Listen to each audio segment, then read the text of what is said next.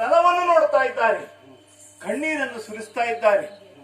ಏನಾಗಿರಬಹುದು ಇಲ್ಲಿ ವಾತಾವರಣದಲ್ಲಿ ಏನು ಬದಲಾವಣೆಯನ್ನು ಕಾಣ್ತಾ ಇದ್ದೇನೆ. ಲೇಖನವನ್ನು ಕಳಿಸಿದ ಗುರುಗಳಿದ್ದಾರಲ್ಲ, ಅವರಲ್ಲಿ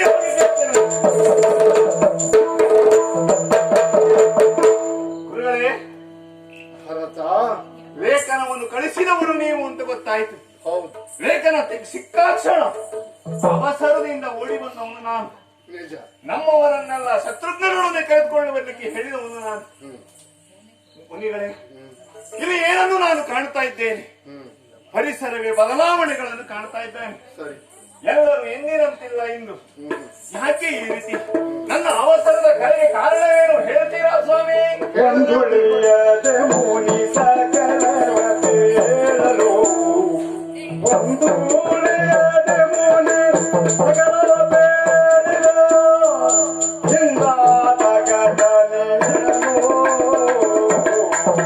ಮಗು, ಅನಿವಾರ್ಯವಾಗಿ ನಿನ್ನನ್ನು ಕರೆಸಿಕೊಳ್ಬೇಕಾಯ್ತು. ಯಾಕೆ ಅಂತ ಗೊತ್ತಾಗ್ಲಿಲ್ಲ ನನಗೆ. ಅಯೋಧ್ಯೆಯಲ್ಲಿ ಒಂದು ಪ್ರಕರಣ ನಡೆದಿದೆ. ಏನದು? ನಿನ್ನ ತಂದೆ ದಶರಥ ಭೂಪತಿ ಹಿರಿಯ ಮಗನಾದ ರಾಮನಿಗೆ ಪಟ್ಟಾಭಿಷೇಕ ಮಾಡಬೇಕು. ನನ್ನಣ್ಣ ರಾಮನಿಗೆ ಪಟ್ಟಾಭಿಷೇಕ? ಸ್ವಾಮಿ, ಇದು ಸಂತೋಷದ ವಿಷಯ. ಆ ವಿಷಯವನ್ನು ಕೇಳಿ ನಮ್ಮವರೆಲ್ಲ ಪುರವನ್ನು ಶೃಂಗರಿಸಿ ಉತ್ಸವದ ರೀತಿಯಲ್ಲಿ ಆಚರಿಸಬೇಕಾದವರು ನೀವು. ಅದನ್ನು ಹೊರತು ಈ ಪರಿಸರದ ವಾತಾವರಣವೇ ಬದಲಾವಣೆ ಆಗಿದೆಯಲ್ಲ, ಯಾಕೆ ಸ್ವಾಮಿ ಇದು? ಅದಕ್ಕೊಂದು ಕಾರಣ ಇದೆ ಮಗನೇ. ಏನು ಸ್ವಾಮಿ ಅದು? ನಿನ್ನ ಅಮ್ಮ ಕೈಕಾದೇವಿ ಯಾರ ಪ್ರಚೋದನೆಯೋ ಏನೋ ಯಾವತ್ತೋ ವರವಾಗಿ ಕೊಟ್ಟದ್ದನ್ನು ಆವತ್ತು ಯಾಚಿಸುವುದಕ್ಕೆ ಮುಂದಾಗಿ ಬಿಟ್ರು. ಹೌದಾ? ಶಂಬರಣ ಪ್ರಕರಣದಲ್ಲಿ ವರ ಕೇಳಿದ್ದಂತೆ. ಆಗ ನಿನ್ನಮ್ಮ ಎಷ್ಟು ಒಳ್ಳೆಯವಳು, ಚಕ್ರವರ್ತಿಯ ಹೆಂಡತಿಯಾಗಿ ವರ ಕೇಳು ಅಂದಾಗ ಕೇಳಿದ್ರೆ ಅವಳ ವ್ಯಕ್ತಿತ್ವ ತಗ್ಗುವುದಿಲ್ವಾ? ಕೇಳದೆ ಇದ್ರೆ ವರ ಕೊಡ್ತೇನೆ ಎಂದವರ ಮಾತು ಗಾಳಿಗೆ ತೂರಿದಂತಾಗುವುದಿಲ್ವಾ? ಜಾಣ್ಮೆ ವಹಿಸಿದ್ಲು. ನ್ಯಾಸವಾಗಿರ್ಲಿ ನಿಮ್ಮಲ್ಲಿ, ಬೇಕಾದಾಗ ಕೇಳ್ತೇನೆ. ಅವಳಿಗೆ ಕೇಳಲಿಕ್ಕೆ ಸಂದರ್ಭ ಬಂದದ್ದು ಇದು. ಏನಂತೆ? ಒಂದನೆಯ ವರವಾಗಿ ನಿನ್ನ ಅಪ್ಪನಲ್ಲಿ ನಿನ್ನ ಅಮ್ಮ ಕೇಳಿದ್ದು ಏನು? ರಾಮನಿಗೆ ಪಟ್ಟಾಭಿಷೇಕವಲ್ಲ, ನನ್ನ ಮಗ ಭರತನಿಗೆ ಪಟ್ಟಾಭಿಷೇಕ. ನನ್ನ ಒಪ್ಪಲಿಕ್ಕಿಲ್ಲ ಇದನ್ನು. ನನ್ನ ಅಮ್ಮ ಮಾತಾಡಿರಬಹುದು, ಆದ್ರೆ ನನ್ನಪ್ಪ ಹೇಳಿದ್ದೇನು, ರಾಮನಿಗೆ ಪಟ್ಟವನ್ನು ಕಟ್ಟುತ್ತೇನೆ ಅಂತ. ಹೌದಪ್ಪ, ಈ ಹೆಂಗಸರ ಮಾತಿಗೆಲ್ಲ ಬೆಲೆ ಕೊಡುವವನು ನನ್ನ ಅಪ್ಪನಲ್ಲ. ಆದ್ರೆ ತನ್ನ ವರಕ್ಕೆ ತಾನು ಅಪಚಾರ ಮಾಡಿಕೊಳ್ಳ ಕೂಡದಲ್ಲ. ಒಂದನೇ ವರ ಈಗ ಭರತನಿಗೆ ಪಟ್ಟಾಗಬೇಕು ಅಂತ ಕೇಳಿ, ಎರಡನೇ ವರವಾಗಿ ರಾಮಚಂದ್ರನನ್ನು ವನವಾಸಕ್ಕೆ ಅಟ್ಟಬೇಕು ಅಂತ. ಇದಕ್ಕೆ ನನ್ನ ಅಪ್ಪ ಒಪ್ಪಲಿಕ್ಕೆ ಭರತ ಅನಿವಾರ್ಯ, ಮಾತಿಗೆ ಕಟ್ಟು ಬಿದ್ದು ನಿನ್ನಪ್ಪ ಒಪ್ಪಲೇಬೇಕಾಯ್ತು. ಆಮೇಲೆ ಸಮ್ಮತಿ ಸೂಚಿಸದೆ ಹೋದರೂ ಮೌನದಲ್ಲಿದ್ದರು ನಿನ್ನ ಅಮ್ಮ ಕೇಳಿದ ವರವನ್ನು ಪಿತೃವಾಕ್ಯ ಅಂತ ಭಾವಿಸಿದ ರಾಮ ವನವಾಸಕ್ಕೆ ಹೊರಟು ಹೋದ. ಆಮೇಲೆ ರಾಮನನ್ನೇ ನೆನಪಿಸುತ್ತ ಕಣ್ಣೀರಿಡಿಸುತ್ತ ರಾಮ ರಾಮ ಎಂದು ಜಪಿಸುತ್ತ ನಿನ್ನಪ್ಪ ರಾಮ ವನವಾಸಿಯಾದ, ನಿನ್ನಪ್ಪ ಸ್ವರ್ಗವಾಸಿಯಾದ.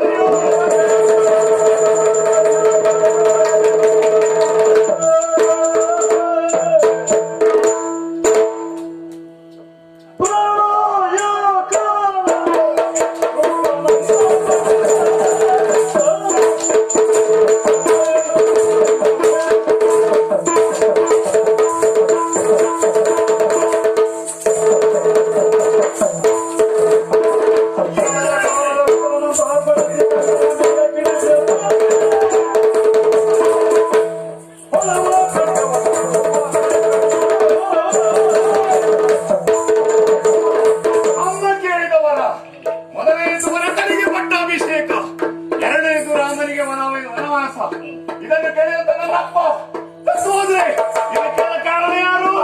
ನನ್ನಮ್ಮ.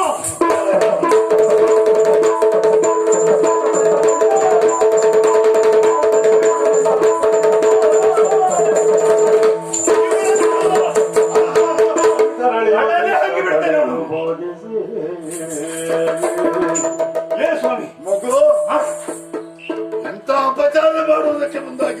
ಯಾಕೆ? ನಿನ್ನನ್ನು ಹಡದಮ್ಮ ಅವಳು. ನಿನಗೆ ಗೊತ್ತು, ಏನು?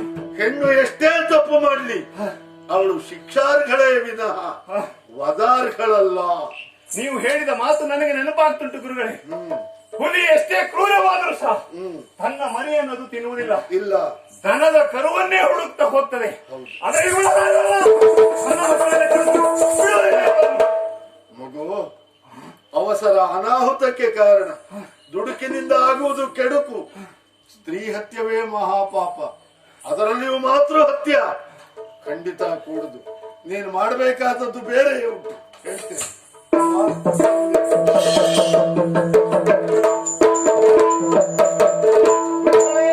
ಮಗು, ಏನು ಹೇಳಿ ನಾನೀಗ? ನಿನ್ನ ಅಪ್ಪನ ಶವ ಇನ್ನು ಹಾಗೆಯೇ ಇದೆಯಪ್ಪ. ತೈಲಭಾಂಡದಲ್ಲಿ ಇರಿಸಿದ್ದೇನೆ ನೀನು ಬರುವ ತನಕ. ಯಾಕೆ ಗೊತ್ತು? ಯಾಕೆ? ಔರ್ಧ್ವ ಕ್ರಿಯೆ. ಮಕ್ಕಳಿದ್ದರೆ ಮಕ್ಕಳಿಂದಲೇ ಆಗ್ಬೇಕು ಅಪ್ಪ ಅಮ್ಮನಿಗೆ. ಹಾಗಾಗಿ ನಿನ್ನ ತಂದೆ ಅಂತ್ಯ ಸಂಸ್ಕಾರ ಮೊದಲು ಮಾಡಬೇಕು. ನೀವು ಹೇಳಿದಾಗ ಗುರುಗಳೇ.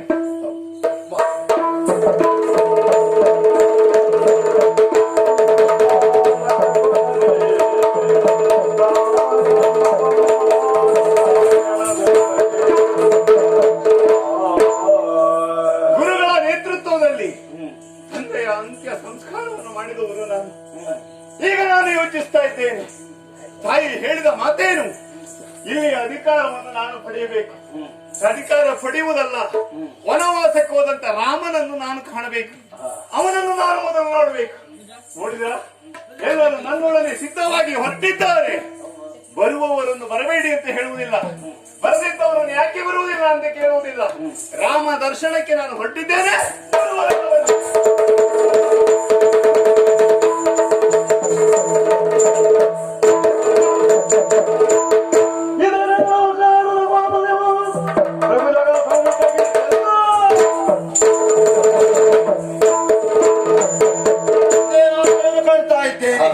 ಈ ಆಶ್ಚರ್ಯವನ್ನು ಕಾಣಬೇಕು ಕಂಡಿದ್ದಾಗಿದೆ.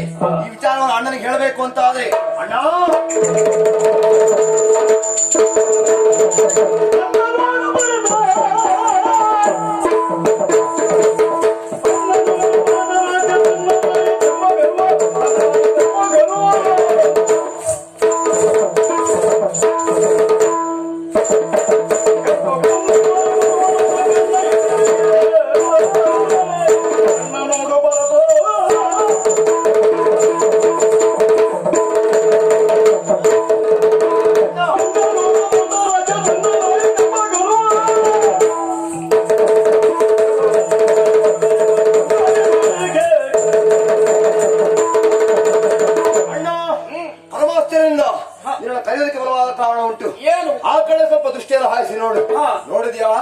ಕೈಕೆಯ ಸಂಜಾತ ನಮ್ಮ ಚಿಕ್ಕಮ್ಮನ ಮಗ ಅಂತ ಭರತ ಎಲ್ಲವರನ್ನ ಒಳಗೂಡಿಕೊಂಡು ಸೇನೆಯನ್ನ ಇಲ್ಲಿವರೆಗೆ ಆಗಮಿಸ್ತಾ ಇದ್ದಾನೆ.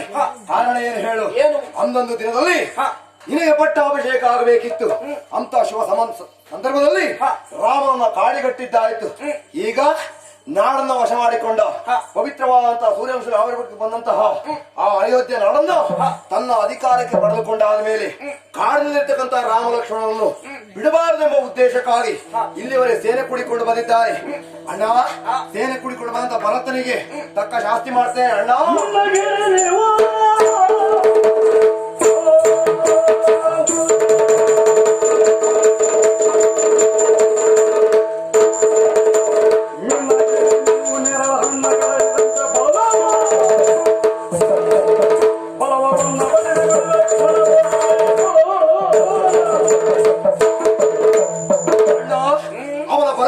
ಕಂಡಾಗ ಮೈ ಮನಗಳಲ್ಲಿ ಕ್ರೋಧವೇ ಹೆಚ್ಚಾಗ್ತಾ ಇದೆ.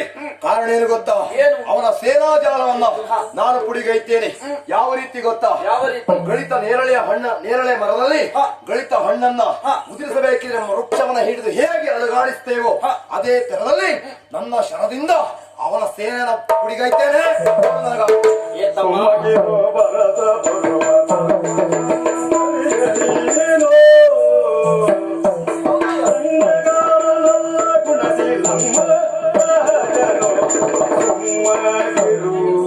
ತಮ್ಮ ಕೊಡು ನನಗೆ ಅಪ್ಪಣೆ.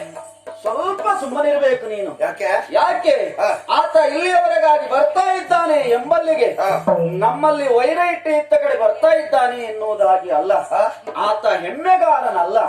ಒಂದು ಮಾತನ್ನು ಹೇಳುತ್ತೇನೆ ನಿನಗೆ. ಏನು? ಒಂದು ಮರದಲ್ಲಿ 4 ಹಣ್ಣುಗಳಿರುತ್ತದೆ. ಸರಿ. ಅದರಲ್ಲಿ ಒಂದು ಹಣ್ಣು ಕಹಿ, ಒಂದು ಹಣ್ಣು ಸಿಹಿ ಇರ್ತದ. ಇರುವುದಕ್ಕೆ ಸಾಧ್ಯತೆ ಇಲ್ಲ. ಸಾಧ್ಯವೇ ಇಲ್ಲ. ಆ 4 ಹಣ್ಣುಗಳು ಒಂದು ಕಹಿಯಾಗಿರಬೇಕು, ಇಲ್ಲ ಸಿಹಿ ಆಗಿರ್ಬೇಕು. ಸಿಹಿ ಆಗಿರಬೇಕು. ಹಾಗಾದ್ರೆ ನಾವು 4 ಜನ ಮಕ್ಕಳಲ್ಲಿ ಯಾರಿಗಾದ್ರೂ ವೈಮನಸ್ತಾಪ ಇರ್ಲಿಕ್ಕೆ ಸಾಧ್ಯ ಉಂಟಾ? ಇಲ್ಲಿಯವರೆಗೆ ಅಂತಹ ಸನ್ನಿವೇಶ ಒದಗಿ ಬರಲಿಲ್ಲ. ಓದಕ್ಕೆ ಬರಲಿಲ್ಲ.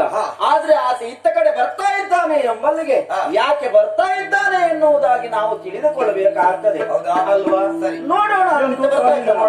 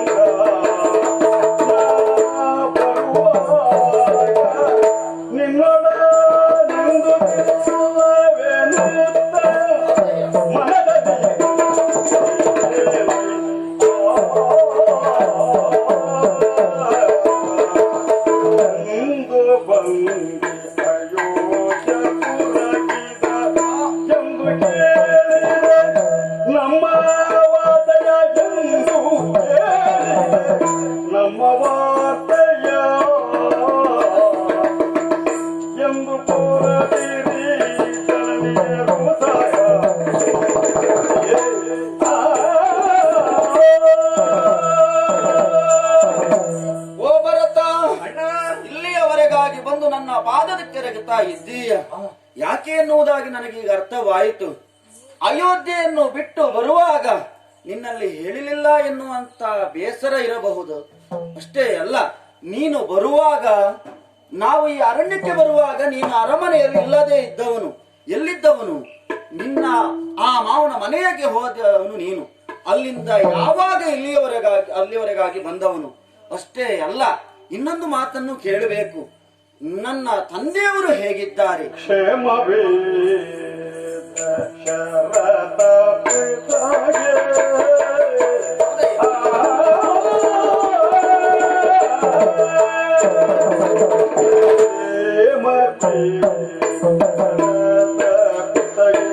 ಪರಿಣಾಮವೇ ಶತ್ರು ಹಾಗೆ ಪರಿಣಾಮವೇ ಶತ್ರು ಹಾಗೆ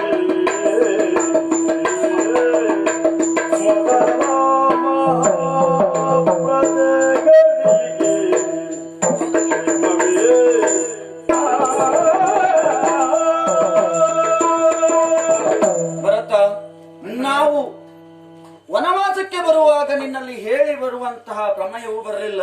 ಹಾಗೆ ಅವಸರದಲ್ಲಿ ಹೊರಟು ಬಂದವರಿದ್ದೇವೆ. ಆದರೆ ಮಾತನಾಡುತ್ತಾ ಒಂದು ವಿಷಯವನ್ನೇ ಕೇಳುವುದು ಮರೆತು ಬಿಟ್ಟೆ. ಆ ರಾಜ್ಯದಲ್ಲಿ ನಮ್ಮ ತಂದೆ ದಶರಥ ಚಕ್ರವರ್ತಿಗಳು ಹೇಗಿದ್ದಾರೆ? ಕ್ಷೇಮವಾಗಿದ್ದಾರ? ಅಲ್ಲಿಯ ಪ್ರಜೆಗಳೆಲ್ಲ ಹೇಗಿದ್ದಾರೆ? ಎಲ್ಲವನ್ನೂ ತಿಳಿಸಬೇಕು. ಅಣ್ಣ ಶ್ರೀತ ಪೋಷ ಕೇಳೋ ನಿನ್ನ ಪಿತಾ ಕಳುಹಿದ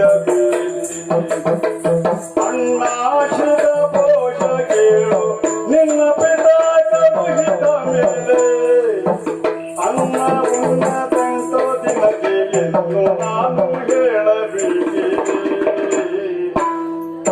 ನಿನ್ನ ಕುಲಾಧಿಪ ನಿಂದಿಗೆ ನಮೂರಾಕು ನೀನಿರೋದೆ ಮನಕೇಶದಿಂದ ಕರಗುದ ನಿಮಿಷರ ಪುರ ಕೈದಿಗರು ನನ್ನ ಶ್ರೀತ ಪೋಷ ಕೇಳೋ. ರಾಮಚಂದ್ರ, ಅಮ್ಮ, ಏನಂತ ಹೇಳಲಿ ನಾನು? ನಿನಗೆ ಎಲ್ಲವೂ ಒಂದೇ, ಕಷ್ಟವೂ ಒಂದೇ, ಸುಖವೂ ಒಂದೇ ನಿನಗೆ. ಹಾಗಂತ ನಾವು ನಿನ್ನ ಹಾಗೆ ಜೀವನವನ್ನು ನಡೆಸುವರಲ್ಲ. ನೀನು ಕೇಳ್ತಾ ಇದ್ದೀಯಾ ತಂದೆಯವರು ಹೇಗಿದ್ದಾರೆ, ಅಯೋಧ್ಯೆಯ ಪುರಜನರು ಹೇಗಿದ್ದಾರೆ ಎನ್ನುವುದಾಗಿ ಕೇಳ್ತಾ ಇದ್ದೀಯಾ? ಅಣ್ಣ, ಅಯೋಧ್ಯೆಯನ್ನು ಬಿಟ್ಟು ಕಾನನಕ್ಕೆ ಹೊರಟಂತ ನೀನು ಸ್ವಲ್ಪವೂ ಯೋಚಿಸಲಿಲ್ಲ ತಂದೆಯ ಬಗ್ಗೆ. ಪ್ರಾಯದವರು ಅವರು, ಅವರ ಮಾತಿಗೆ ಬೆಲೆ ಕೊಡದೆ ಕೇವಲ ಪಿತೃವಾಕ್ಯ ಪಾಲನೆ ಎನ್ನುವ ದೃಷ್ಟಿಯಿಂದ ಅರಮನೆಯನ್ನು ಬಿಟ್ಟು ಹೊರಟೇ ಬಿಟ್ಟ್ಯ. ಆದ್ರೆ ಅಲ್ಲಿಯ ಪರಿಸ್ಥಿತಿ ಏನಾಗಿದೆ ಗೊತ್ತುಂಟ ನಿನಗೆ? ಏನಾಯ್ತು?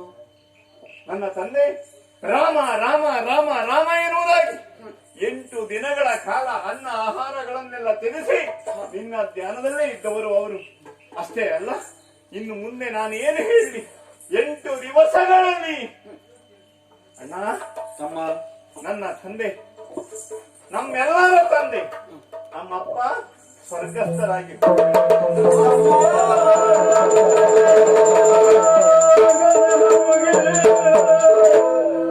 ಇಂತು ಮಾಡಿದೆ ವಿಧಿಯೋ ಎನಿತು ಮಾಡಿದ ವಿಧಿಯೋ ಇನ ಕುಲದ ಸೌಭಾಗ್ಯ ಚಿಂತಾಮಣಿಯ ಬೆಳಕು ತಗ್ಗಿದೆ. ಇನ ಕುಲದ ಚಿಂತಾಮಣಿಯ ಬೆಳಕು ತಗ್ಗಿದೆ. ಹರ ಹರ ಎಂತಿರ್ತದೇನು ಇನ್ನೇನು ಮಾಡಲಿ ಎಂದ ಕಾಂತೆ ನುಡಿದಳೋ. ಇನ್ನಾರನ್ನನು ಗುಣದಲ್ಲಿ ಮನ್ನಿಸಿ ಮನ್ನಿಸಿ ಕರವರು.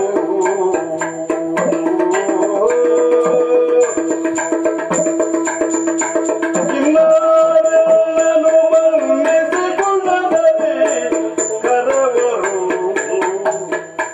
ಕಣ್ಣಲ್ಲಿ ಕಾಣದೆ ಹೋಯಿದೆ ಪುಣ್ಯವೇ ವಿಧಿಯೇ. ಕಣ್ಣಲ್ಲಿ ಕಾಣದೆ ಹೋಯಿದೆ ಪುಣ್ಯವೇ ವಿಧಿಯೇ. ಮಾವನ ವರ್ತಿಸುವರೆ ಸಾವಿರ ಬಾಯಿ ಇರಬೇಕು. ಮಾವನ ಗುಣವನ್ನು ವರ್ಣಿಸುವರೆ ಸಾವಿರ ಬಾಯಿ ಇರಬೇಕು. ಯಾವರಿಗಿಂತ ಮನಸ್ಸಿನ ದೇವರಿಗೆ ಸಮಾನ, ಯಾವರಿಗಿಂತ ಮನಸ್ಸಿದೆ ದೇವರಿಗೆ ಸಮಾನ, ದೇವರಿಗೆ ಸಮಾನ. ಎನ್ನಾರನ್ನನ್ನು ಕುಲದಲ್ಲಿ ಮನ್ನಿಸಿ ಮನ್ನಿಸಿ ಕರವರು.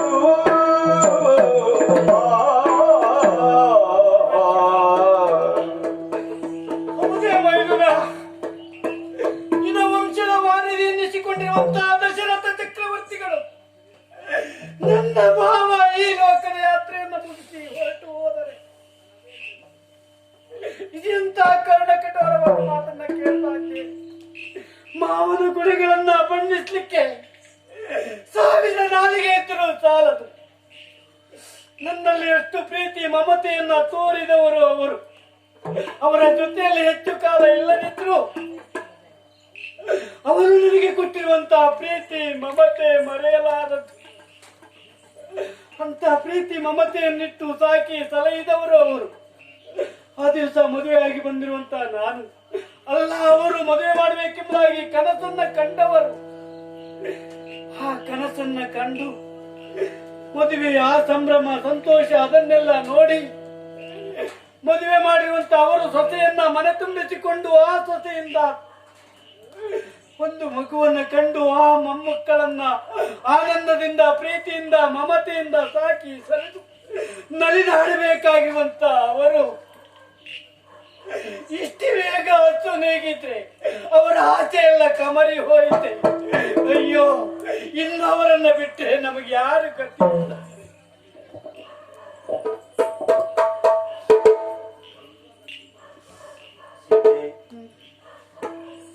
ನಾವು ಸತ್ತವರಿಗೋಸ್ಕರ ಅಳುತ್ತಾ ಇದ್ದೆವು ಅಂತಾದ್ರೆ ಮತ್ತೆ ಅವರು ಹುಟ್ಟಿ ಬರ್ಲಿಕ್ಕೆ ಸಾಧ್ಯವೇ ಇಲ್ಲ.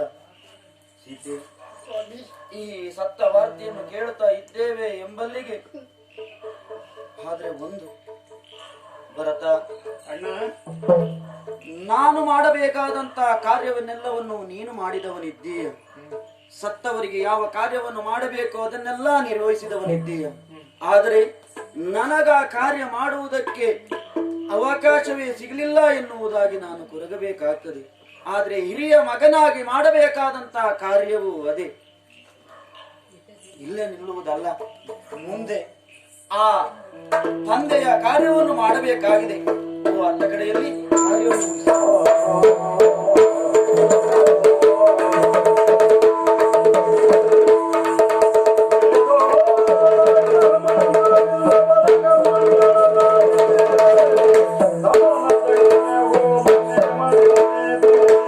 ಸ್ವರ್ಗವನ್ನು ಪಡಿಸಿ ಸಕಲ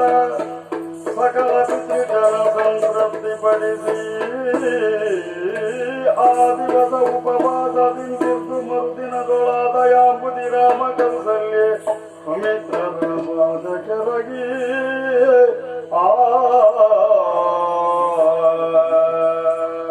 ತಮ್ಮ ಅಣ್ಣ, ತಂದೆಗೆ ಯಾವ ಕಾರ್ಯವನ್ನು ಮಾಡಬೇಕು ಆ ಕಾರ್ಯವನ್ನೆಲ್ಲವನ್ನು ನಿರ್ವಹಿಸಿ ಆಗಿದೆ. ಸ್ವರ್ಗ ಪ್ರಾಪ್ತಿ ಆಗಬೇಕು ಅಂತಾದ್ರೆ ಮಕ್ಕಳು ಮಾಡಬೇಕಾದಂತಹ ಕಾರ್ಯವೇ ಇದಾಗಿರ್ತದೆ. ಆದರೆ ಇಷ್ಟೆಲ್ಲ ಕಾರ್ಯ ಮುಗಿದಿದೆ. ನೀನು ನಮ್ಮ ಜೊತೆಯಲ್ಲಿ ಇದ್ದೀಯ. ಈಗ ನೀನು ಅಯೋಧ್ಯೆಗೆ ಹೋಗಬೇಕು. ಅಯೋಧ್ಯೆಯಲ್ಲಿ ಆ